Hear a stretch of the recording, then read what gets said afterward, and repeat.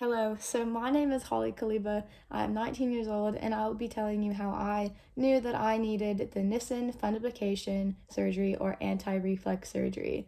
I'm going to be telling you a little bit about my experience up until I had the surgery and kind of what led my doctors to allow me to get the surgery and all that stuff. I would like to throw out that I am 5'3". I'm a really tiny person.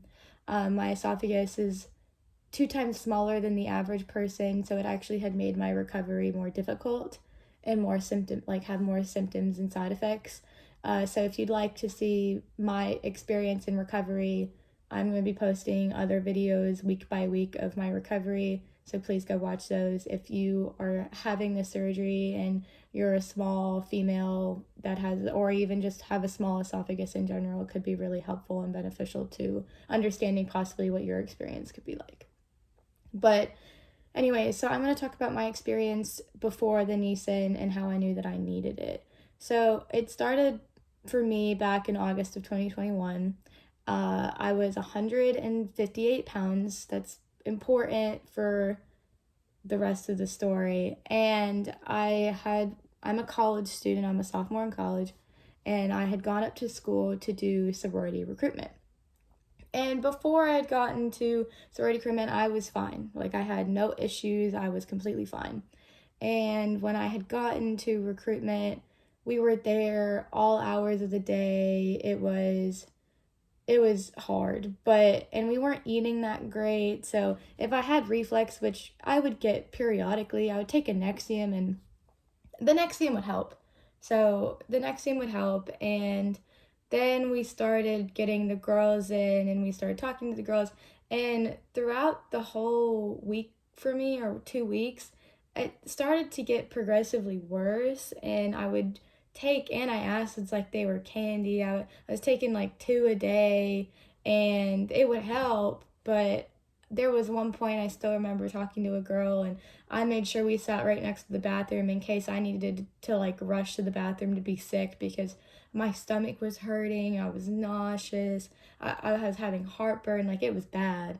And I think after that happened, I ended up taking a Nexium and I had felt a little bit better, but my stomach started hurting during then. And so then after recruitment was over, I had went out with my friends and we had gotten some Mexican food at a local Mexican restaurant that we liked to go to.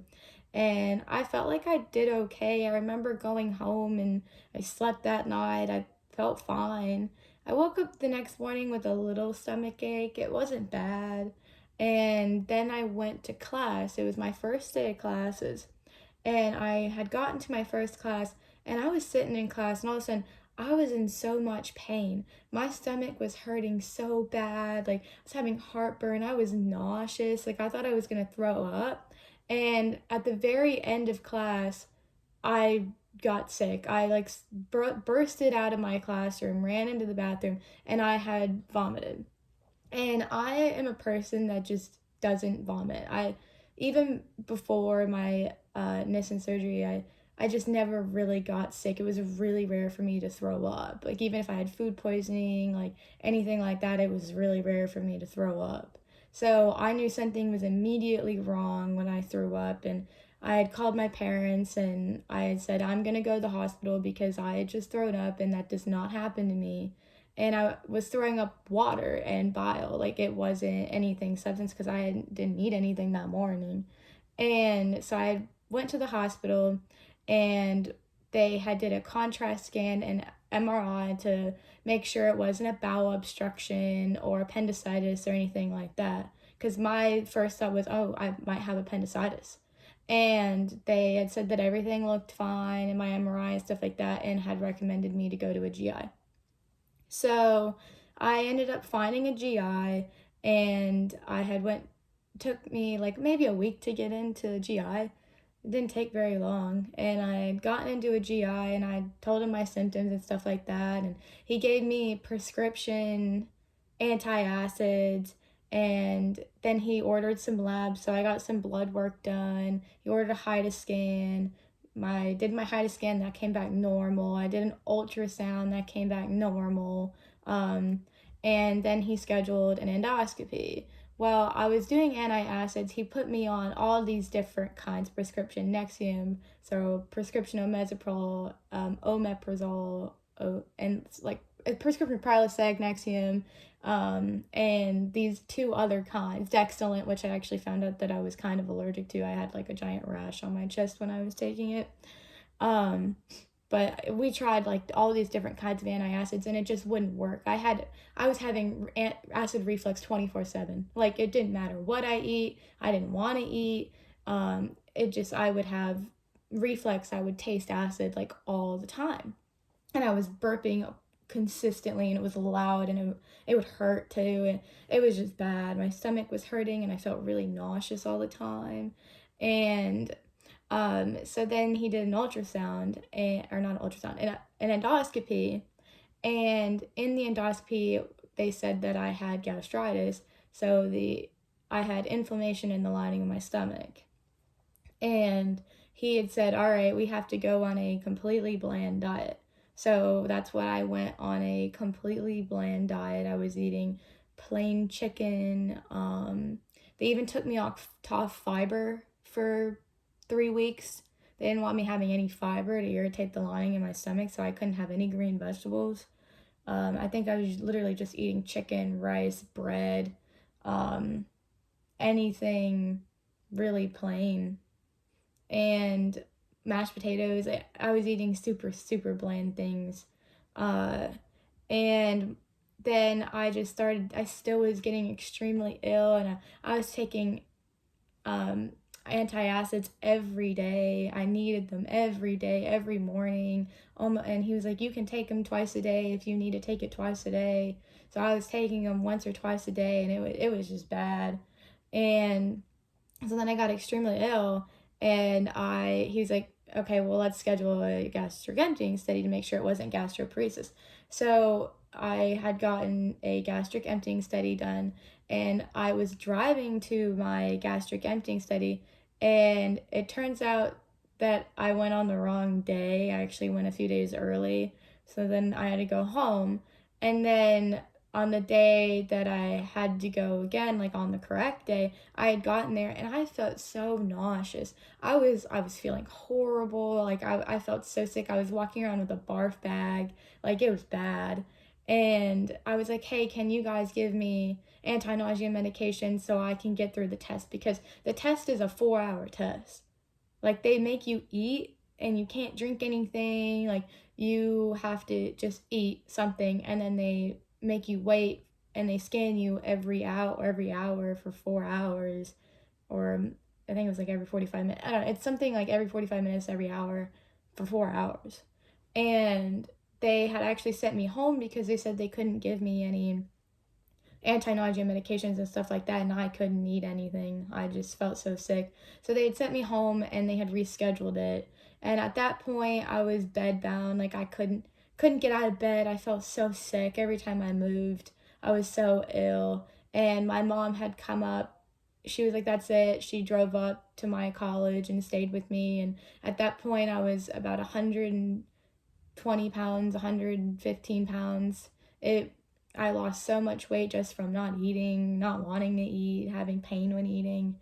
And so she started, and all my classes had gotten moved to online. I had worked with disability services. I was like, hey, I'm really sick. Like, I can't even come to classes. Like, I feel like I'm going to throw up all the time.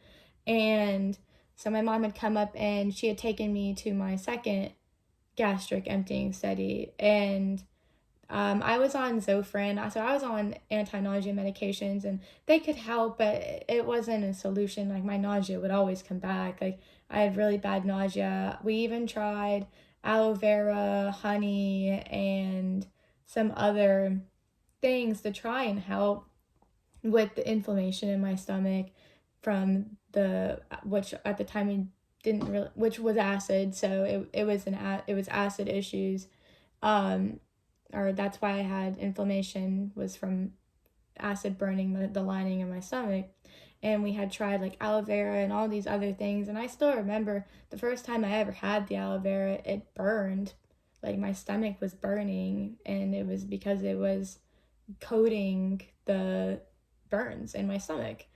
And I was on sucralfate. I was on all these different medications to try and help heal the lining of my stomach, and on a very bland diet. But so anyways, I went to my second gastric emptying study, and I made it through that. And I had gotten the results from that back, and they said overall it was normal. They said I had some slow emptying in the last study, but it wasn't enough to say that it was abnormal. So they had overall ruled I didn't have gastric paresis. So then I was still bedbound. I wasn't getting any better. And my mom said, that's it. And she drove me back to where I'm from in Atlanta. So she drove me back home. And I had actually ended up dropping two of my classes because they wouldn't really accommodate for me. But my other three classes accommodated for me, so I was able to continue those. But I had went home, and I went to see my old pediatric GI. I was diagnosed with IBS when I was 13, so he kind of knew some of my GI history. So my mom just decided, hey, we're just gonna go back to him and see if he can think of anything. So we went to see my pediatric GI, and I'm 19, so I'm not a technically I'm not supposed to be seeing him, but it's okay. And at that point, I was 115 to 113 pounds, and I had started at 158, so I had lost a lot of weight. And this was in October, so between August and October, I had lost all that weight. And so then he ran some labs. He did another ultrasound and another MRI. And after all of those came back normal, he said, all right, we're going to hospitalize you. So I was put in the hospital because I was losing weight. I wasn't gaining weight because I wasn't eating very well. And he initially wanted to do a feeding tube, but wanted to run other tests first. He wanted to do something called a pH probe test and another endoscopy. So he put me in the Children's Hospital, Scottish Rite in Atlanta, and the day that I got there, they put in the pH probe test. It is brutal.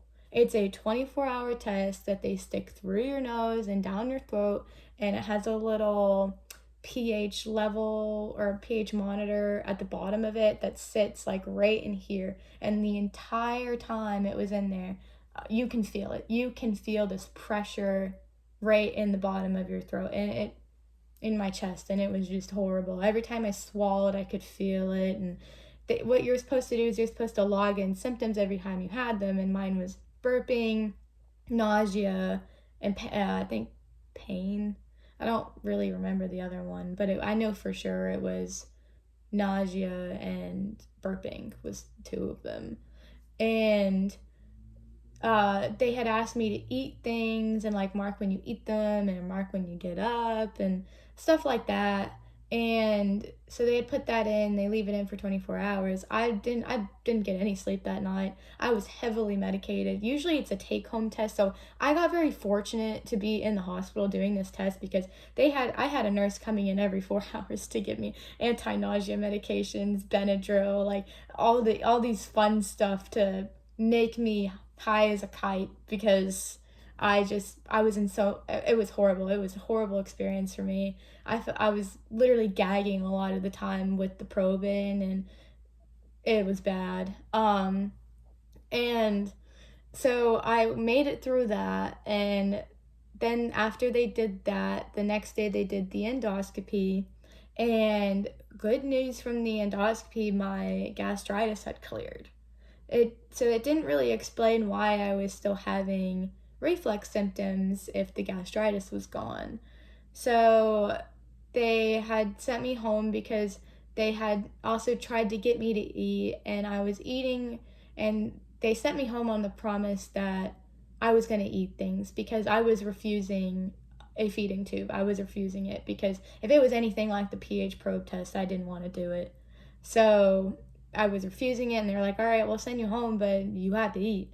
So I had started to eat, and my mom had come up with this idea, okay, well, maybe we can get you nutritional supplements. So a different form of nutrition, whether that's like Ensure or we went to a health fitness store to make my own protein shakes and stuff. And while we were there, my mom saw a sign for B12. And she was like, okay, what if we get you a B12 shot? You haven't been eating a lot of vitamins that have B12 in it, so you could be low on B12. And I was really tired looking. I had dark circles under my eyes, and she was thinking, oh, that would help with their dark circles. So I'd gotten the shot, and immediately after I got the shot, my nausea started to go away. And so then weekly for 2 months, I got B12 shots, and my nausea was clearing up. My nausea was almost gone. And I would rarely have nausea. I'd get it free like every now and then, but it was nothing compared to getting it every day. And so if you are taking antacids really consistently, please consider doing B12 drops or B12 shots, because that's how I found out I was B12 deficient, was from taking antacids. And that's why I was so nauseous, is because I was taking them every day, and I took them every day for 2 weeks when I did recruitment. So, and then I continued to take them, and then I continued to take higher doses from when doctors had prescribed them to me, and my nausea was getting worse because I was B12 deficient. And so since I did the B12, I was feeling so much better. But I still had reflux all the time. Like I was tasting reflux, like, or tasting acid, like it was coming up all the time. I couldn't eat most things. Like I definitely couldn't look at a donut without tasting my acid. I couldn't eat anything. And even if I tried to, so let's say I did have a bite of the donut, it would come back up. Like I'd throw it up. So it wasn't okay. And I'd wake up with burns in my throat. Like you could feel the acidic burns in your throat. So I had ended up getting the results of my pH probe test, and it turns out that my pH was horrible. So the pH in your stomach is supposed to be, I think, like a 7, and your throat's supposed to be like a 5. Well, my stomach pH was a 3, and my throat pH was a 1.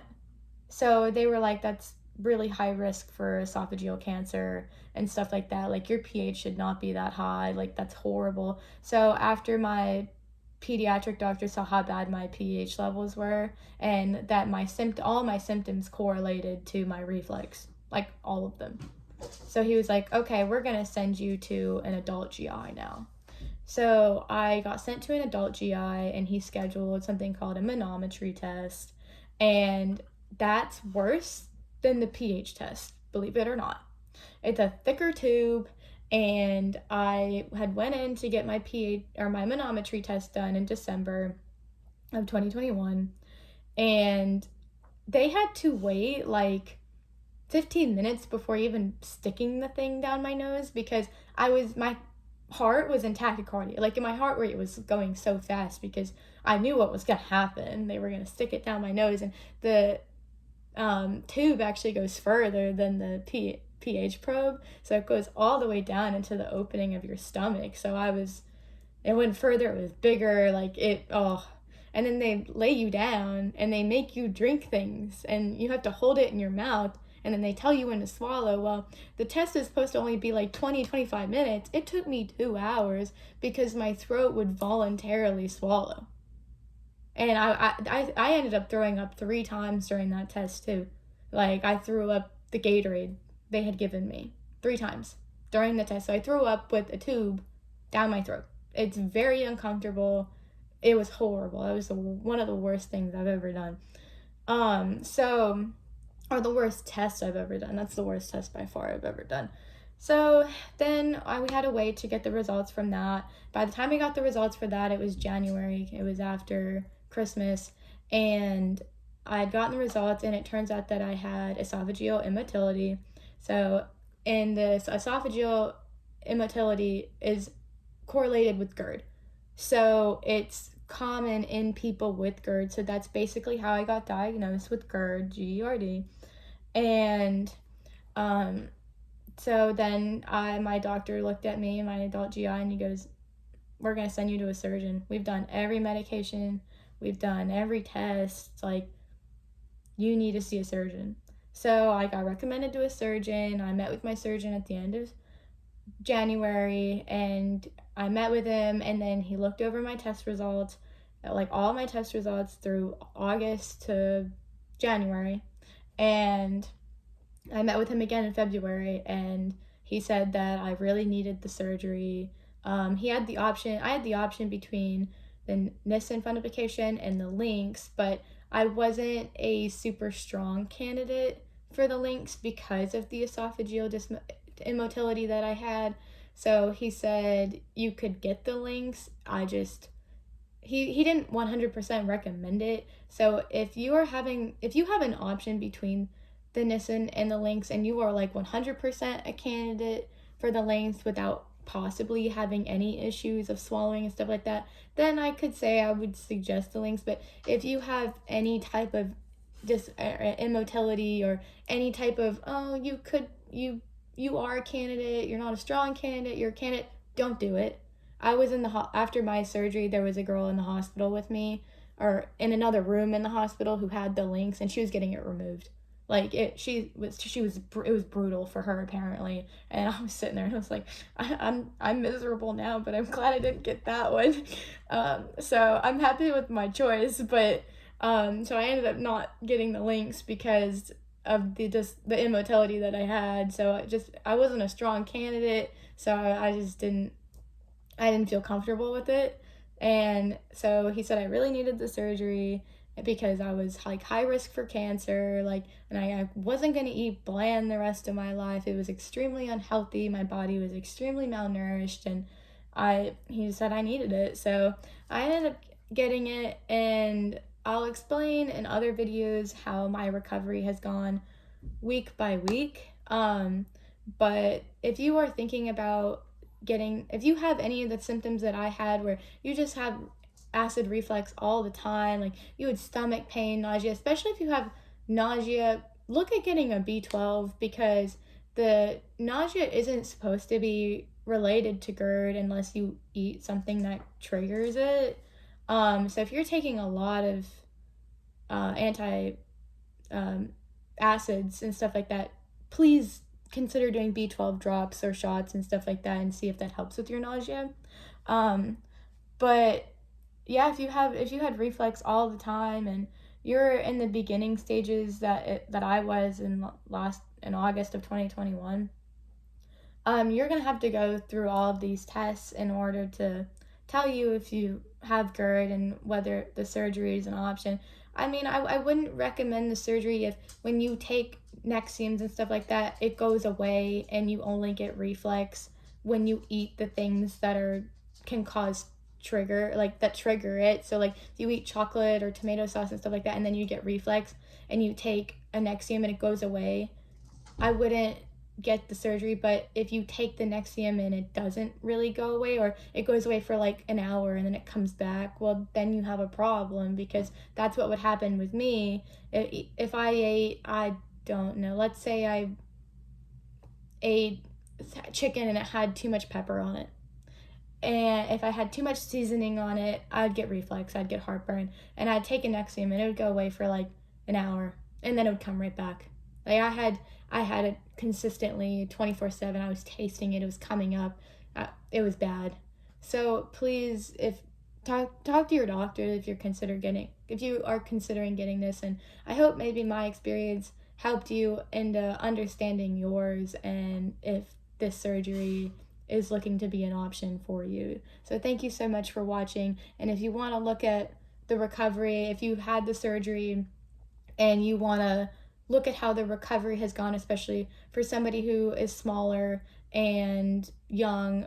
I'm 19, so I'm young. I have a very small esophagus. Or if you're a person with a small esophagus and a small stomach and just a small frame, and you want to see how your recovery is, or even compare your recovery to mine, please do so. Please go watch my other videos of week by week recovery. So thank you so much for watching.